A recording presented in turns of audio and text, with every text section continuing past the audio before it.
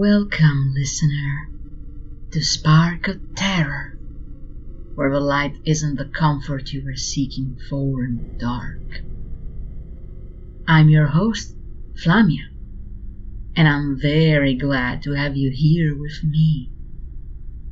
Finally, Halloween is here, and on such a splendid full moon night to boost, milky white as a vulture eye. And on a night like this, what better thing to do while you wait for trick-or-treaters than listening to a story to make your heart race. In honor of Halloween, tonight's tale is the most iconic work of the most iconic author of horror genre, The Telltale Heart by Edgar Allan Poe.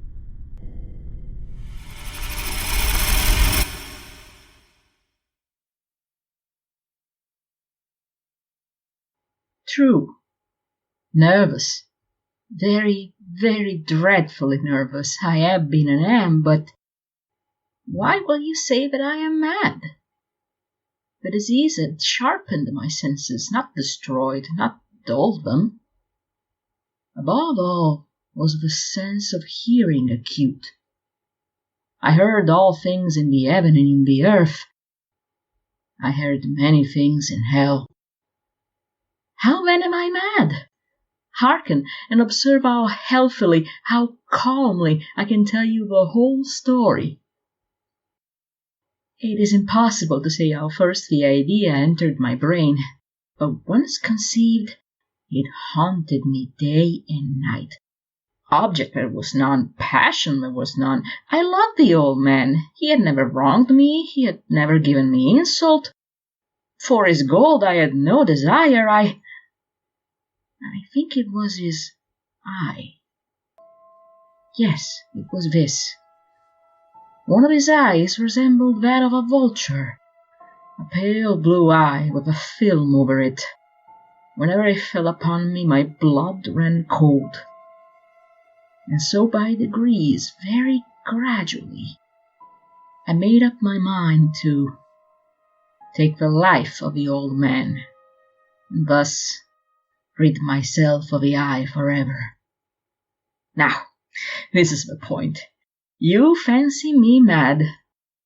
Madmen know nothing, but you should have seen me. You should have seen how wisely I proceeded, with what caution, with what foresight, with what dissimulation I went to work. I was never kinder to the old man than during the whole week before I killed him. And every night, about midnight, I turned the latch of his door and opened it. Oh, so gently. And then, when I had made an opening sufficient for my head, I put in a dark lantern, all closed so that no light shone out. And then I thrust in my head. You would have laughed to see how cunningly I thrust it in. I moved it slowly, very, very slowly, so that I might not disturb the old man's sleep. It took me an hour to place my whole head within the opening, so far that I could see him as he lay upon his bed. Ha! Would a madman have been so wise as this?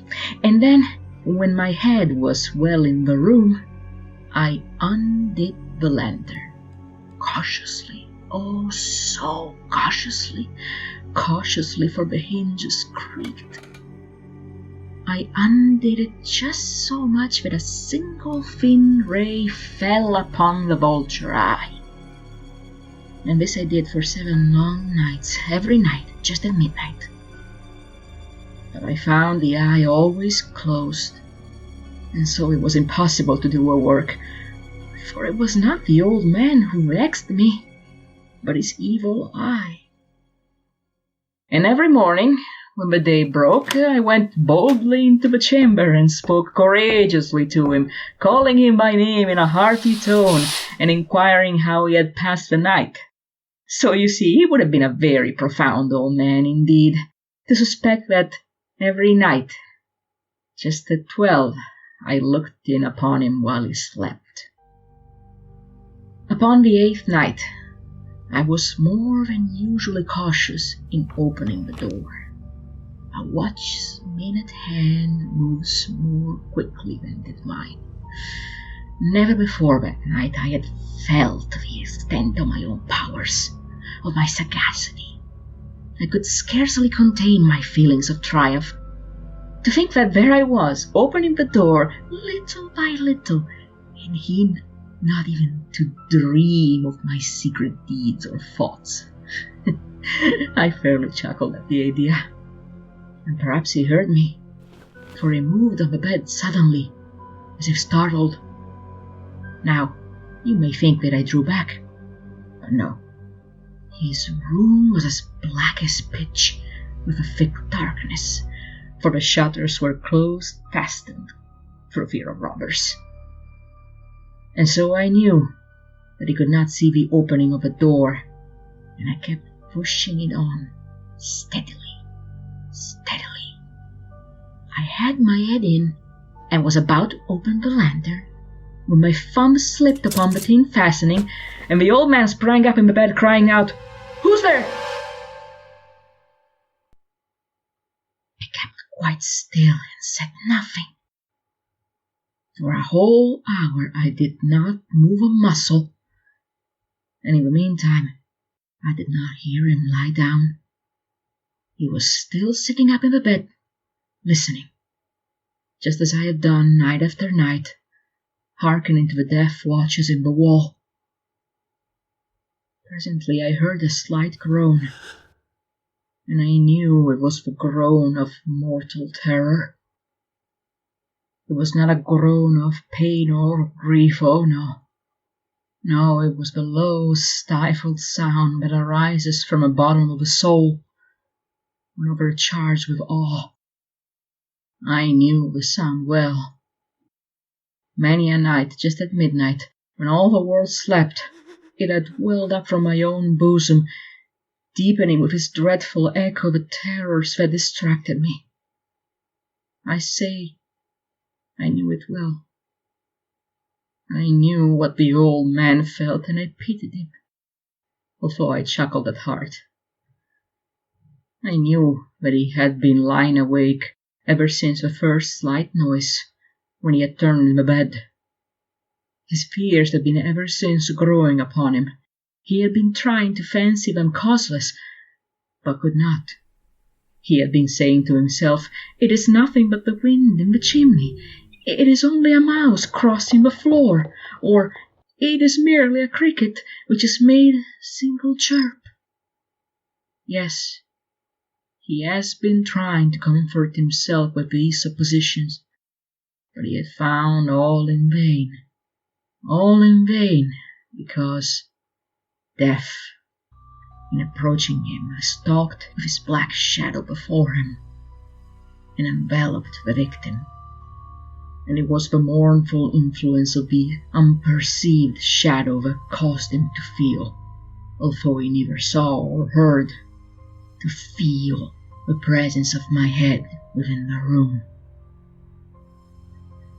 When I had waited a long time, very patiently, without hearing him lie down, I resolved to open a very, very little crevice in the lantern.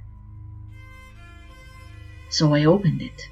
You cannot imagine how stealthily, until at length a single dim ray, like a thread of a spider, shot from out the crevice and full upon the vulture eye.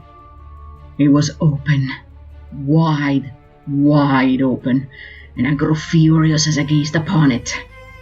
I saw it with perfect distinctness, all a dull blue, with a hideous veil over it that chilled the very marrow in my bones. But I could see nothing else of the old man's face or person, for I had directed the ray as if by instinct precisely upon the damned spot. And now, have I not told you that what you mistake for madness is but over acuteness of the senses. Now I say, there came to my ears a low, dull, quick sound, such as a watch makes when enveloped in cotton. I knew that sound well, too. It was the beating of the old man's heart. It increased my fury as the beating of a drum stimulates the soldier into courage. But even yet I refrained and kept still. I scarcely breathed. I held the lantern motionless. I tried how steadily I could maintain the ray upon the eye. Meantime the hellish tattoo of a heart increased. It grew quicker and quicker and louder every instant. The old man's terror must have been extreme. It grew louder, I say, louder every moment. Do you mark me well? I have told you when I am nervous, so I am.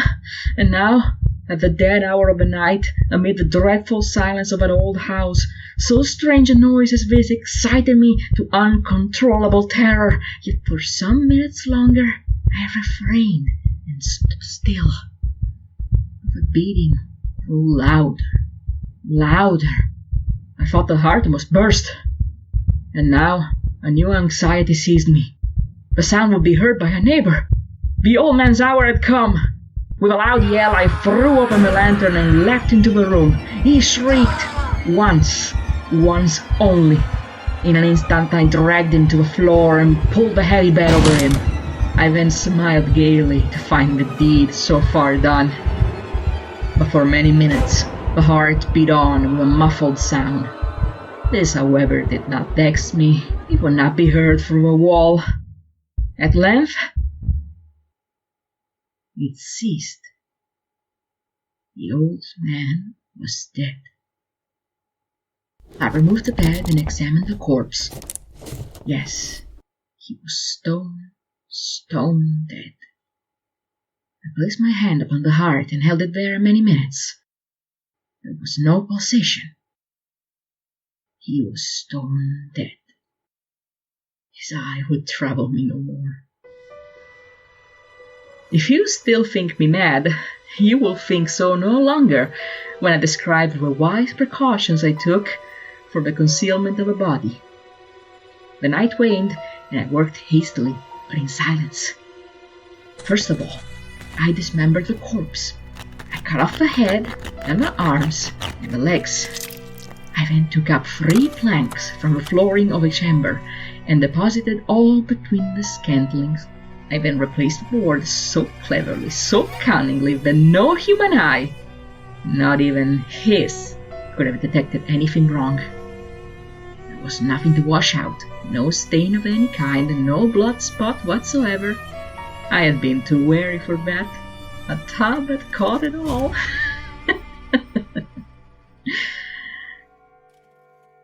When I had made an end to these labors, it was 4 o'clock, still dark as midnight. As the bell sounded the hour, there came a knocking at the street door. I went down to open it with light heart, for what I had now to fear. There entered the 3 men, who introduced themselves with perfect suavity as officers of the police. A shriek had been heard by a neighbor during the night. Suspicion of foul play had been aroused. Information had been lodged at the police office, and they, the officers, had been deputed to search the premises.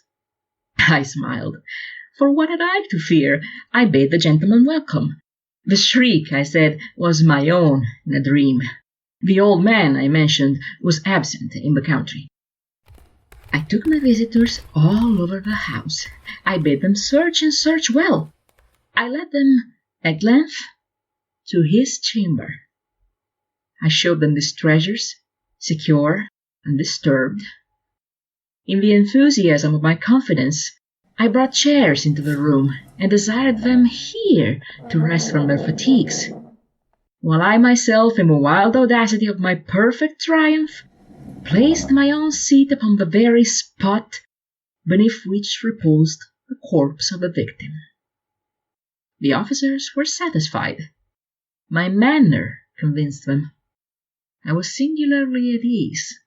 They sat, and while I answered cheerily, they chatted familiar things. But ere long I felt myself getting pale and wished them gone. My head ached, and I fancied a ringing in my ears.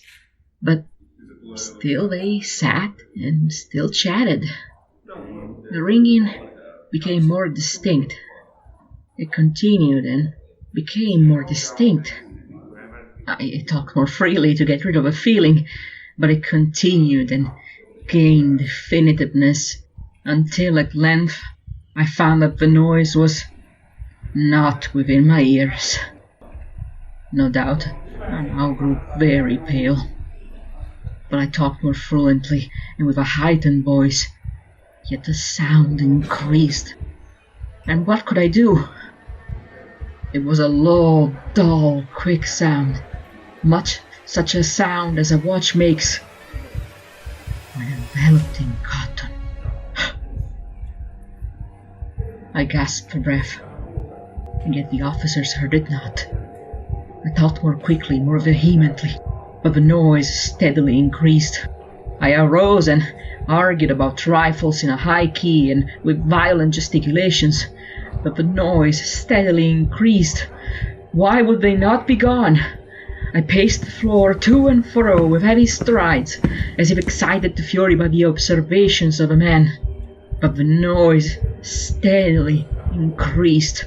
Oh God, what could I do? I foamed, I raved, I swore. I swung the chair upon which I had been sitting and grated it upon the boards. But the noise arose over all and continually increased. It grew louder, louder, louder, and still the man chatted pleasantly and smiled. Was it possible they heard not? Almighty God, no, they heard. They suspected. They knew. They were making a mockery of my horror. This I thought and this I think. But anything was better than this agony. Anything was more tolerable than this derision. I could bear those hypocritical smiles no longer. I felt that I must scream or die. And now again, hark! Louder, louder, louder, louder! Villains! I shrieked. Dissemble no more. I admit the deed. Tear up the planks. Here, here! It is the beating of his hideous heart!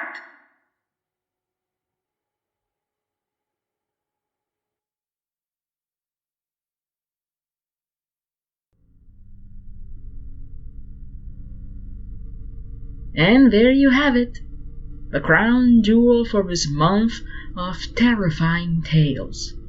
Something to leave you wanting to sleep with your door locked at night. You never know. Thank you for joining me again, dear listener.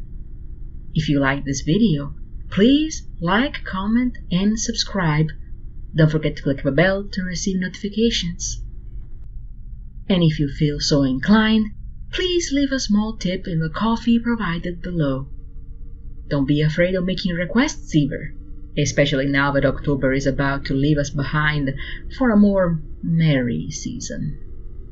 I'll need all the help I can get to keep it spooky around here. Once more, thank you for joining me tonight, and I hope to see you again very soon. Until then, be careful of a light in the dark, and happy Halloween.